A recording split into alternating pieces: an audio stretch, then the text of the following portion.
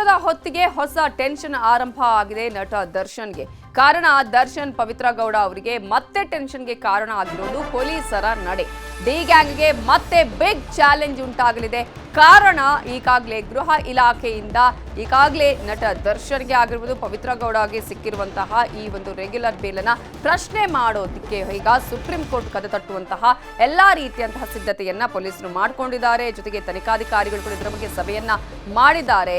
ಈಗಾಗಲೇ ಎಸಿಪಿ ಆಗಿರುವಂತಹ ಚಂದನ್ ಅವರಲ್ಲೂ ಕೂಡ ಇದರ ಬಗ್ಗೆ ಚರ್ಚೆಯನ್ನ ಮಾಡಲಾಗಿದೆ. ಹಾಗಾದ್ರೆ ಎಸ್ಪಿಪಿ ಈ ವಿಚಾರಕ್ಕೆ ಸಂಬಂಧಪಟ್ಟಂತೆ ಏನೆಲ್ಲ ತಯಾರಿಯನ್ನ ಮಾಡಿಕೊಂಡಿದ್ದಾರೆ ಅಂತ ಗಮನಿಸೋದಾದ್ರೆ, ಕಾಟೇರನ್ನ ಕಟ್ಟಿ ಹಾಕೋದಕ್ಕೆ ಖಾಕಿ ಪ್ಲಾನ್ ಅನ್ನ ಮಾಡಿಕೊಂಡಿದ್ದು, ಜಾಮೀನನ್ನ ಪ್ರಶ್ನಿಸಿ ಸುಪ್ರೀಂಗೆ ಮೇಲ್ಮನವಿ ಸಲ್ಲಿಸೋದಕ್ಕೆ ಇನ್ನು ಮುಂದಿನ ವಾರದಲ್ಲಿ ಎಲ್ಲಾ ರೀತಿಯ ತಯಾರಿಯನ್ನ ಮಾಡಿಕೊಳ್ಳಲಾಗಿದೆ.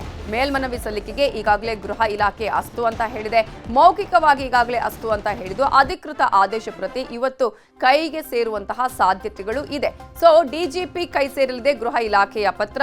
ಗೃಹ ಇಲಾಖೆ ಪತ್ರ ನೀಡುತ್ತಿದ್ದಂತೆ ಮೇಲ್ಮನವಿಗೆ ಪ್ಲಾನ್ ಅನ್ನ ಮಾಡಿಕೊಳ್ಳಲಾಗುತ್ತೆ.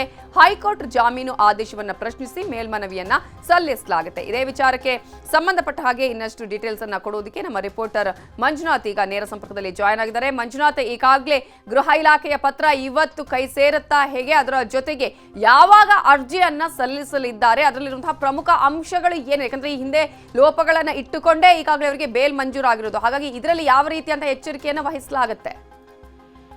ನವಿತಾ, ಖಂಡಿತವಾಗ್ಲೂ ದರ್ಶನ್ಗೆ ಒಂದು ಕಟ್ಟಿಟ್ಟ ಬುತ್ತಿ ಅಂತಾನೆ ಹೇಳ್ಬೋದು ಶಿಕ್ಷೆ. ಯಾಕೆ ಅಂತ ಹೇಳಿದ್ರೆ ಇಲ್ಲಿ ಏನೊಂದು ಹೈಕೋರ್ಟ್ ನಲ್ಲಿ ಒಂದು ಬೇಲ್ ಬಂದಿರ್ತಕ್ಕಂಥದ್ದು, ಜೊತೆಗೆ ಬೆನ್ನು ನೋವು ಅಂತ ಹೇಳಿ 6 ವಾರಗಳ ಒಂದು ಬೇಲ್ ಪಡೆದಿದ್ರು. ಅದಾದ ನಂತರ ರೆಗ್ಯುಲರ್ ಬೇಲ್ಗೆ ಅಪ್ಲೈ ಮಾಡಿ ಮತ್ತೆ ಬೇಲ್ ಸಿಕ್ಕಿರ್ತಕ್ಕಂಥ ಸದ್ಯಕ್ಕೆ ದರ್ಶನ್ ಹಾಗೂ A1 ಆರೋಪಿ ಪವಿತ್ರ ಗೌಡ ಹಾಗೂ ಇತರ ಸಹಚರರು ಏನಿದ್ದಾರೆ ಎಲ್ಲರಿಗೂ ಕೂಡ ಬೇಲ್ ಸಿಕ್ಕಿರ್ತಕ್ಕಂಥ ಸದ್ಯಕ್ಕೆ ಈಗಿನ ಒಂದು ಡೆವಲಪ್ಮೆಂಟ್ ಅಂದ್ರೆ ಈ ರಾಜ್ಯದಲ್ಲಿ ಆದಂತಹ ಒಂದು ಬೆಳವಣಿಗೆಗಳನ್ನ ನೋಡ್ಕೊಂಡು, ಯಾಕೆ ಅಂತ ಹೇಳಿದ್ರೆ ದರ್ಶನ್ ಕೇಸ್ ನ ಉದಾಹರಣೆ ಇಟ್ಕೊಂಡು ಸಾಕಷ್ಟು ಕೇಸ್ಗಳು ವಾದ ಮಾಡಲಿರ್ತಾರೆ ವಕೀಲರು ಅಂತ ಹೇಳ್ಕೊಂಡು ಸದ್ಯಕ್ಕೆ ಈಗ ಏನೊಂದು ಸುಪ್ರೀಂ ಕೋರ್ಟ್ ಮೇಲ್ಮನಿಗೆ ಹೋಗಲು ಕೂಡ ಏನು ನಗರ ಪೊಲೀಸ್ ಆಯುಕ್ತರು ದಯಾನಂದ್ ಅವರು ನಿರ್ಧರಿಸಿರ್ತಕ್ಕಂಥದ್ದು. ಜೊತೆಗೆ ಈಗಾಗಲೇ ಡಿಜಿ ಐಜಿಪಿ ಜೊತೆಗೆ ಕೂಡ ಸಾಕಷ್ಟು ಮಾಹಿತಿಗಳನ್ನ ಕೊಟ್ಟಿರ್ತಕ್ಕಂಥದ್ದು. ಇನ್ನ ಈ ಹೈಕೋರ್ಟ್ಗೆ ಸಬ್ಮಿಟ್ ಮಾಡಿರ್ತಕ್ಕಂಥ ಕೆಲವು ಹೇಳಿಕೆಗಳಾಗಿರ್ಬೋದು, ಸಾಕ್ಷಿಗಳಾಗಿರ್ಬೋದು, ಅದೇನಿದೆ ಅದೆಲ್ಲವನ್ನೂ ಕೂಡ ಈಗಾಗಲೇ ಗೃಹ ಇಲಾಖೆ ಕೂಡ ಕಳಿಸಿರ್ತಕ್ಕಂಥದ್ದು. ಗೃಹ ಇಲಾಖೆ ಏಜ್ ಅಡ್ವೊಕೇಟ್ ಜನರಲ್ ಜೊತೆಗೆ ಕೂಡ ಮಾತನಾಡಿರ್ತಕ್ಕಂಥದ್ದು, ಕೆಲವು ಮಾಹಿತಿಗಳನ್ನ ಪಡೆದಿರ್ತಕ್ಕಂಥದ್ದು, ಯಾವ್ಯಾವ ರೀತಿಯಲ್ಲಿ ಏನೇನು ಇನ್ನೂ ಸಾಕ್ಷಿಗಳು ಹೆಚ್ಚಿನ ಯಾವ್ಯಾವ ರೀತಿ ಪಡ್ಕೊಳ್ಬೇಕು, ಜೊತೆಗೆ ಟೆಕ್ನಿಕಲ್ ಎವಿಡೆನ್ಸ್ ಗಳು ಯಾವ್ಯಾವ ಎಲ್ಲವನ್ನೂ ಕೂಡ ಈಗಾಗಲೇ ಪಡ್ಕೊಂಡಿರ್ತಕ್ಕಂಥದ್ದು. ಅದರ ಜೊತೆಗೆ ಗೃಹ ಇಲಾಖೆ ಕೂಡ ಒಂದಷ್ಟು ಹೇಳಿಕೆ ಅಂದ್ರೆ ಒಂದಷ್ಟು ಸಲಹೆಗಳನ್ನು ಕೂಡ ಈಗಾಗಲೇ ರಾಜ್ಯ ಪೊಲೀಸರಿಗೆ ನೀಡಿರ್ತಕ್ಕಂಥದ್ದು. ಇನ್ನ ಇದರ ಬೆನ್ನಲ್ಲೇ ಇನ್ನ ಈ ಒಂದು ಟ್ರಾನ್ಸ್ಕ್ರಿಪ್ಟ್ ಏನು ಹೈಕೋರ್ಟ್ಗೆ ಸಬ್ಮಿಟ್ ಮಾಡಿದ್ರು ಅದೆಲ್ಲವನ್ನು ಕೂಡ ಇಂಗ್ಲಿಷ್ ನಲ್ಲಿ ಕನ್ವರ್ಟ್ ಮಾಡ್ತಾ ಇರ್ತಕ್ಕಂಥದ್ದು.